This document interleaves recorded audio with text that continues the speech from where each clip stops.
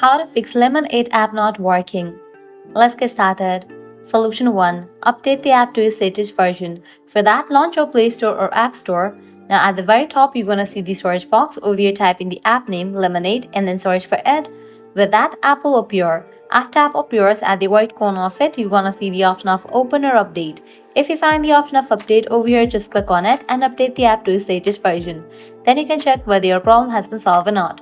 Solution 2. Clear cache for the app. For that, launch your settings. Scroll down, navigate to the option of General, head over to the option of iPhone Storage. In this page, you're gonna find different apps that are installed in a device. Find the app Lemon8. After you find it, open it. Then click on Upload app. Click on Upload app. Uploading app clears cache for the app. Now click on Reinstall app. Once completion of reinstallation process, you can check whether your problem has been solved or not. If these two solutions doesn't work for you, what you can do is apply solution 3. That is, you'll need to completely delete this app from your device and reinstall it. For that, click on the option of Delete app. Click on Delete app.